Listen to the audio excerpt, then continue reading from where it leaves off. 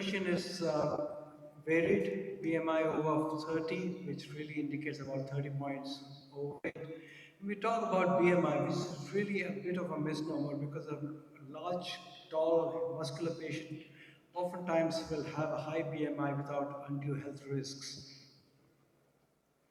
But this is WHO classification by and large in a generic way greater than 30, and then you have class 1, 2, and 3, 30 to 35, 35 to 40, and beyond 40.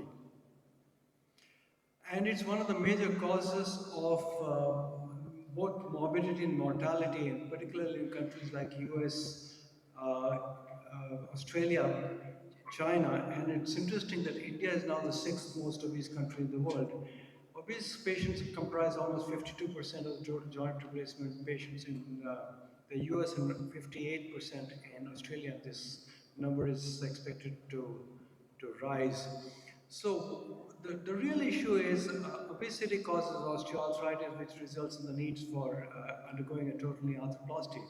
Real question is, should they be taken up? Should they be denied? Or what are the real issues? Obese patients often have multiple comorbidities, diabetes, hypertension, dyslipidemia, sleep apnea, gallbladder disease, and most of these will increase the risks of complication post-TK. So morbid obesity defined as a BMI above 40 or 45 increases perioperative complications including prosthetic joint infections. There's really a very confused literature out there with some authors differentiating between morbid obesity and morbid obesity in terms of varying rates of deep infections. But what is clear is that the benefits that accrue from total knee arthroplasties are usually maintained for up to 3 to 4 years following total knee arthroplasty. So the general dictum now is that obese patients should be offered, however, they counsel knee replacements as compared to their more slim population. On the basis of BMI alone. Should they be counseled for bariatric surgery prior? Should they be considered for bilateral? And what surgical options should be undertaken to improve longevity and outcomes? Let's look at that. So again, when you look at recent literature, no real difference at 5 years between outcomes following morbidly obese and non-obese patients. Superficial and deep infection, I think this is pretty much standardized, or certainly more in obese patients, particularly because of the fat envelope. There's increased operative time and blood loss, and the complications like DVT and pulmonary embolism are significantly higher in the super obese.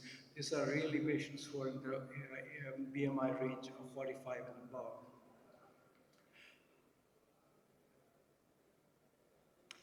So really when you look at the perioperative considerations, the real issue here is that because of the valgus angle, you want to reduce the distal femoral resection angle, because if you take the usual 3 or 5 degrees, it puts them at risk at a valgus orientation. You need to check for malnutrition, serum protein levels, their hemoglobin is often low, BMD evaluation, and sleep apnea. And remember that in obese patients, there is absolutely no role for MIS options. So this is typically the consideration. Females generally have a larger valgus angle, and in obese patients, this needs to be really taken into consideration. The role of bariatric surgery again has been considerably debated in literature, and more or less it comes to the conclusion that it does not reduce the short-term risk of superficial wound infection and long risks of dislocation, periprosthetic infection, fractures, or revisions.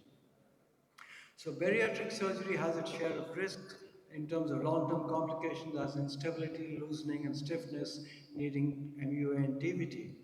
And results, as I said, are conflicted on the effects of bariatric surgery prior to TK.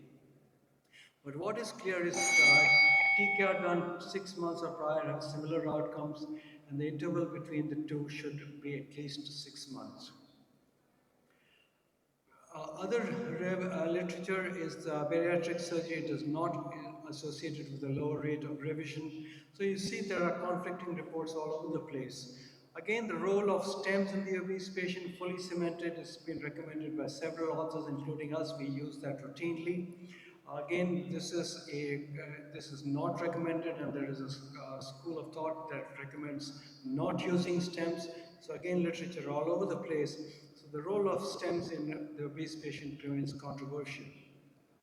Malalignment is a common complication because of exposure and access issues. A class 2 or 3 patient is more likely to develop an infection after TK. These patients also have an issue of regaining mobility because of the thigh calf issues. And most of these patients, if they get up to 90 degrees, are usually considered good outcomes. There's an increased risk of fractures in these patients because of osteoporosis, and frequently stem extensions augments fixation.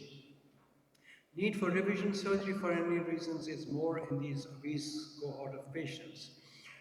There is a consistent issues of BMI and increased risk of PGI. Again, this is the consensus meeting, and there are several authors and several recommendations which I won't go into. So there's really no definite guidelines except to say that the obese patient should not be denied TKR. Post-operatively use some sort of an aid-treat pain to make rehabilitation processes more accessible. Some patient x-rays over here. This is a lady with a BMI of 48. We use these fully cemented stems. And again, does it impact outcomes? Well, the consensus is out there. Some say that it does, some say that it does not. Our typical take-home message is we do not exclude obese patients for TKR, we optimize them.